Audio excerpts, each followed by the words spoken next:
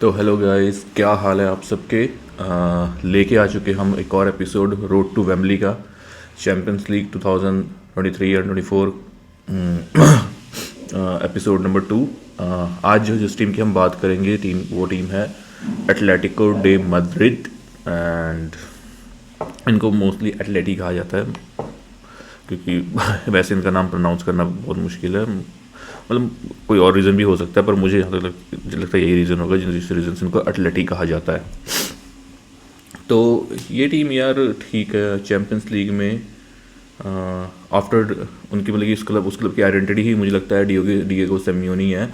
और उस क्लब के प्लेयर भी वैसे ही उस टाइप के ही होते हैं। मतलब कि आपको अगर ये क्लब आपकी टीम के अगेंस्ट नहीं खेल रहा है ना, तो you will love watching them humiliating the other team. मतलब कि दूसरी टीम को परेशान कर देती है यार। मतलब कि ठीक है, अपने लीग में तो चलो ये इनसे सब वाकिफ़ हो चुके हैं कि हाँ ये इस तरह का खेलती है, पर अदर देन इनके लीग में तो ये बाकी टीमों को तो बहुत ज़्यादा लताड़ के रख देती है। मतलब कि जिस तरह की ये गेम खेलती है वो मतलब ये बड़ा फेमस है। वो क्या कहते हैं इससे, डियोगो सिमियोनी की हराम बॉल। तो उस चीज़ के लिए टीम जानी जाती है। एंड बात कर सॉरी सॉरी तो बात करते हैं अब मतलब कि इस टीम की चैम्पियंस लीग के, क्योंकि ये चैम्पियंस लीग के बारे में वही एपिसोड्स सारे चल रहे हो, तो हम बात भी चैम्पियंस लीग की हिस्ट्री की करेंगे। तो बात करते हैं चैम्पियंस लीग हिस्ट्री की इस टीम की। तो ये टीम चैम्पियंस लीग में इतनी रेलिवेंट डिएगो सिमियोनी के क्लब में आने के बाद हुई है। इससे पहले ये इतनी मतलब कि रेलिवेंट नहीं हुआ करती थी। उससे पहले इन्होंने कुछ खास चैम्पियंस लीग में किया भी नहीं रखा है, क्योंकि मेरे ख्याल से 2000s में एक बार आए थे और 1990s में भी एक बार ही खेले, और 80s में भी शायद एक दो बार ये चैम्पियंस लीग के लिए क्वालिफाई किए हैं। उससे पहले इनका कुछ था नहीं। मतलब कि मैं आपको अगर इनकी हिस्ट्री बताऊं तो चलो ये 2000 के बाद तो ये डियोगो सिमियोनी के बारे में तो बाद में करेंगे। जब से डियोगो सिमियोनी आया तब से क्लब का क्या रिकॉर्ड रहा है उसके बारे में तो हम बाद में बात करेंगे। उससे पहले ये मतलब कि सेमीफाइनल मतलब कि मोस्टली ये क्वार्टर फाइनल से ही आउट हो गए थे। उससे ज़्यादा इन्होंने कुछ किया नहीं है। मतलब कि 19 उससे पहले देखो ना, ये 2000s में सिर्फ 2009-10 साल एक सीज़न में जीत पहुंचे हैं, ठीक है। 1990s में ये एक बार पहुंचे, 96-97 में। 80s वाले सीज़न में एक बार भी ये नहीं पहुंचे। 1980s में मतलब 81 टू 1982 1989 तक ये एक भी बार नहीं पहुंचे हैं, इनफैक्ट 1990 तक। उसके बाद 1970s में चलो इनका थोड़ा था रिकॉर्ड, बात करते उनके बारे में वन बाय वन। टीम के प्लेयर्स भी वैसे ही हैं इस टीम के कि सूट करता है डियोगो सिमियोनी को इन सबका प्ले स्टाइल कि वही हरामी टाइप के प्लेयर, मेम्फिस डिपाय, जेनो black, Griezmann, Alvaro Morata, money laundering scheme. तो बात करते हैं वन बाय वन इस टीम के बारे में। तो सबसे पहले इनकी देख लेते हैं चैम्पियंस लीग में इनकी हिस्ट्री रही क्या है। तो चैम्पियंस लीग में इनकी हिस्ट्री मतलब कि वही बात है, 2000 से पहले तो कुछ खास रही नहीं थी। तो पहले बात करते हैं कि इनकी हिस्ट्री कब मतलब कि थोड़ी ठीक ठाक रही है। मतलब कि स्टार्ट करते हैं 1970-71 सीज़न में। उस सीज़न में ना ये टीम सेमीफाइनल्स में पहुंची थी, ठीक है। वो सीज़न ऑफ कोर्स आयक्स ने जीता था। तो एटलेटिको मैड्रिड ने सेमीफाइनल में एटलेटिको मैड्रिड बाहर हुई थी आयक्स के यहाँ। तो एटलेटिको मैड्रिड उस सीज़न में पहला फर्स्ट लेग लीड कर रही थी 1-0 के बाद, पर उसके बाद उन्होंने सेकंड लेग में जाके 3-0 की हार के साथ 3-1 से वो बाहर हो गई थी। 1973-74 आई वुड से कि बहुत अनफॉर्चुनेट रहे थे वो, क्योंकि 73-74 में वो मैच 1-1 ड्रॉ रहा था जो फाइनल था बायर्न के अगेंस्ट। एंड फिर वही मैच मतलब 2 दिन बाद फिर खेला गया था, ठीक है। और वो उस मैच में फिर वो 4-0 के उससे हार गए थे मार्जिन से, एटलेटिको मैड्रिड हार गई थी। तो पता नहीं उस टाइम क्या रूल था क्या नहीं, मैंने ज़्यादा इतना डिग डीप नहीं किया है। पर हाँ, ये एक इंटरेस्टिंग फैक्ट है कि 1973-74 के फाइनल्स में ये 1-1 ड्रॉ रहा था, जिसके बाद वो मैच 2 दिन बाद फिर से खेला गया था और उसमें एटलेटिको मैड्रिड हार गई थी। लेट्स टॉक अबाउट जब से डिएगो सिमियोनी आए हैं तब से क्लब का क्या मतलब कि कैसा रहा है उनका, मतलब कि ये सारा मतलब कि जब से वो चैंपियंस लीग का उनका कैसा रहा है। तो उसके बाद उन्होंने मेरे ख्याल से each and every season qualify किया। मेरे ख्याल से क्या ऑब्वियसली उन्होंने किया है each and every season off champions league में, लेकिन 2013-14 से तो वो रेगुलर है चैंपियंस लीग में। तो ये एक चीज़ उनके बेनिफिट में काम करेगी थ्रू आउट द जर्नी कि हाँ वो चैंपियंस लीग में मोर रेगुलर फ्रीक्वेंट हैं। तो उनको एक्सपीरियंस हो चुका है इन सब चीज़ों का। और बात करते हैं डिएगो सिमियोनी के आने के बाद भी उनका क्या हाल रहा है। तो डिएगो सिमियोनी आए थे मेरे ख्याल से 2013-14 सीज़न में ही आए थे वो, और पहले सीज़न में वो फाइनल हारे रियल मैड्रिड के अगेंस्ट। 15-16 में अगेन फाइनल हारे वो, मतलब कि जो लॉस वो रियल मैड्रिड से 4-1 हारे थे। वैसे 1-1 ड्रॉ था फुल टाइम पे, फिर एक्स्ट्रा टाइम में वो 4-1 से हार गए थे रियल मैड्रिड से ही। फिर वो 15-16 वाले फाइनल अगेन वो रियल मैड्रिड से ही खेले थे, जिसमें अगेन वो 5-3 पेनल्टीज़ पे हारे थे आफ्टर फुल टाइम, जब 1-1 रह गया था। तो मतलब कि फिर 2016-17 में सेमीफाइनल्स में 4-2 एग्रीगेट वही रियल मैड्रिड से मैच। रियल मैड्रिड की जड़ों में बैठा हुआ है वो एक दे मुझे लगता है पर इस बार शायद इनको रियल मैड्रिड अगर मिलने भी वाली तो सिर्फ फाइनल में मिलेगी, उससे पहले रियल मैड्रिड इनको फाइनल से पहले मिलने नहीं वाली।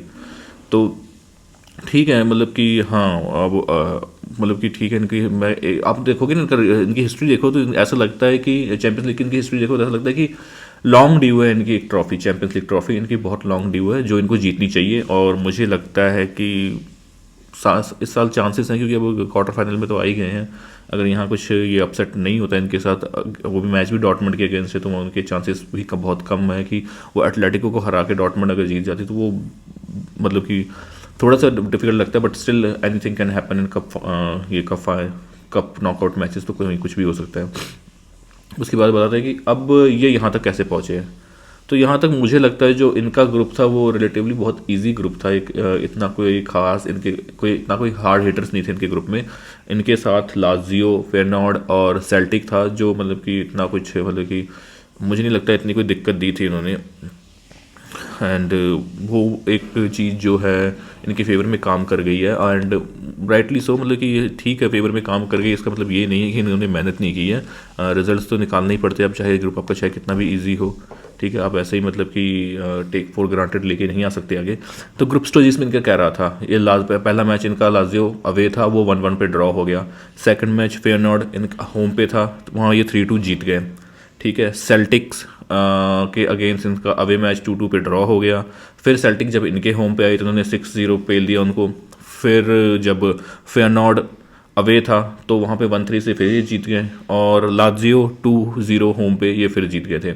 तो इनका रिकॉर्ड मतलब कि काफ़ी अच्छा रहा था। ग्रुप स्टेजेस में कोई भी मैच नहीं हारे थे, और मतलब कि हार भी मतलब कि इन टीम के अगेंस्ट तो वैसे भी हम फैंसी करते हैं एटलेटिको मैड्रिड के चांसेस कि वो यहाँ से मैच निकाले ही निकाले, और इतना कोई वो क्या कहते हैं डिफ़िकल्ट था नहीं रन फिक्चर, तो ठीक है वहाँ से रिजल्ट निकालने। उसके बाद इनको हालांकि राउंड ऑफ 16 में इनको काफ़ी डिफिकल्ट टीम मिल गई थी, इंटर मिलान जो इंजागी के इंटर मिलान है, वो भी मतलब कि कुछ ऐसा इरिटेटिंग सही मतलब कि है मैनेजर, पर चलो मतलब कि वैसा हराम बॉल तो नहीं खेलते वो, बट स्टिल जब वो अवे फिक्चर था इनका 1-0 इंटर मिलान के सैन सिरो में, तो वो वहाँ 1-0 हार के आ गए, ठीक है। फिर जब यहाँ पे जब इनके होम पे मैच था एटलेटिको मैड्रिड के, तो वहाँ पे पहला गोल तो इंटर मिलान ने कर दिया था, तो 2-0 की लीड हो गई थी, पर अगेन फिर एटलेटिको बीइंग एटलेटिको उन्होंने एक ग्रीजमैन का गोल और एक मेम्फिस डिपाई का गोल, उन दोनों गोल की बदौलत इन्होंने 2-2 पे ड्रॉ कर लिया। फुल टाइम में भी कुछ गोल नहीं हुआ, एट टाइम पे भी कोई गोल नहीं हुआ। उसके बाद तो 3-2 पेनल्टीज़ पे एटलेटिको मैड्रिड ने ये मैच जीता, और वो क्वालिफाई करके फॉर क्वार्टर फाइनल्स। अब क्वार्टर फाइनल्स के बाद इनका रन ऑफ फिक्चर क्या हो सकता है हम उसकी बात करते हैं। तो हाँ, हमें सबको पता है कि इनको ऑलरेडी इनको जो है डॉटमंड मिल गई है, तो डॉटमंड के अगेंस्ट इनके चांसेस बहुत ज़्यादा है कि क्वालिफाई कर जाए। मेरे ख्याल से 90-10 के चांसेस है। इसमें इनको इसलिए इतने चांसेस दे रहा हूँ क्योंकि ठीक है डॉटमंड एक अच्छी टीम है, मैं ये नहीं कह रहा कि डॉटमंड कोई ख़राब टीम है, पर जो डिएगो सिमियोनी का गेम स्टाइल है ना, उसके अगेंस्ट मुझे डॉटमंड का सर्वाइव करना बहुत मुश्किल लग रहा है, क्योंकि ये स्पेसेस देते नहीं हैं और वो स्पेसेस में ऑपरेट करते हैं। तो वो एक मतलब कि मुझे लगता है दिक्कत होने वाली डॉटमंड के साथ। एंड फर्स्ट लेग डॉटमंड के फेवर में एक ही चीज़ काम कर सकती है कि उनका सेकंड लेग जो है, उनका second leg of this quarter final उनके होम पे है, तो शायद वहाँ कुछ एटमॉस्फेयर का फ़र्क पड़ जाए, क्योंकि डॉटमंड के फैंस काफ़ी अच्छे हैं।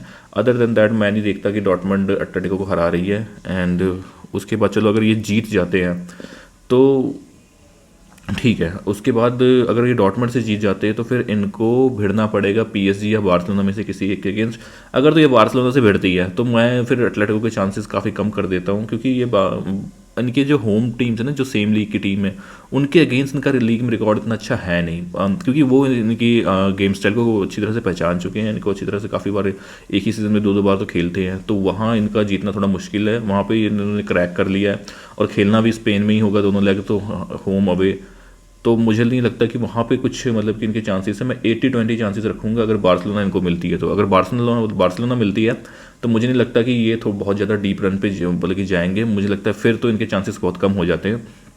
अगर बार्सिलोना नहीं मिलकर PSG मिलती है, फिर तो मुझे लगता है इनके चांसेस रिवर्स हो जाएंगे 80-20 in favour of Atletico Madrid, क्योंकि PSG ने हराम बॉल इतनी देखी नहीं है सिमियोनी की, तो वो एक मतलब कि बहुत अच्छे से काम कर जाएगा इनके फेवर में, और फिर वो अच्छे से टेस्ट कर पाएंगे, क्योंकि PSG उनसे उनसे एक्सपेक्ट करते हैं वो ब्लंडर्स करें, और कर भी सकते हैं। एंड आई गेस हाँ, मतलब कि उनके चांसेस बहुत कम रह जाएंगे। अगर PSG क्वालिफाई करती है एटलेटिको के अगेंस्ट, तो फिर तो चांसेस बहुत कम है। बट अब देखते हैं। हाँ, और अगर ये गलती से फाइनल में पहुंच जाती है तो आई गिव 100% की मैं जीत जाएगी। मैं नहीं कोई परमिनेशन कॉम्बिनेशन बना रहा कि नहीं यार, अगर ये टीम पहुंचती है तो ये नहीं, कोई भी अगर टीम पहुंचेगी तो इस बार ये जीत जाएंगे, मुझे ऐसा लगता है। रियल मैड्रिड के अगेंस्ट थोड़ा बहुत हो सकता है इनको दिक्कत हो जाए, अदर देन बायर्न पहुंचे, आर्सेनल पहुंचे, मैन सिटी पहुंचे, किसी कोई भी टीम पहुंचे, मुझे लगता है उनको हरा के आराम से पहुंच जीत जाएगी, चाहे चाहे वेम्बली में ही हो मैच, कोई बात नहीं। अगर मैं वेम्बली में है, मैन सिटी में, आपको लगता है home team, Man City as a home team act करेगी, कर लो एक्ट, पर तुम उसको हरा नहीं पाओगे। बस सीधा सीधा यही हिसाब किताब है, क्योंकि एटलेटिको मैड्रिड एक मतलब कि वो रूथलेस टाइप की टीम है, बहुत हरामी टाइप की टीम जिसको बोलते हैं ना, एक हरामी टीम है जो आपको हरा मतलब कि वो मतलब कि आपके गेम स्टाइल को ही वो पकड़ लेगी बीच में से और करते रहना। वैसे भी वो मिडफील्ड में कैप्चर करते ये इनका, अगर मिडफील्ड हमने देखा है चेल्सी के अगेंस्ट भी इनका यही बुरा हाल रहता है। तो हाँ ठीक है, बायर्न और आर्सेनल तो यार फिर देखेंगे जो जो मर्जी हो। आई थिंक एटलेटिको के चांसेस काफ़ी अच्छे हैं इस बार, अगर वो यहाँ से निकल जाते हैं तो। With that being said, I will wrap this video up, and मिलेंगे आपको नेक्स्ट एपिसोड में, road to Wembley episode 3। Till then bye, see you, and मिलते हैं।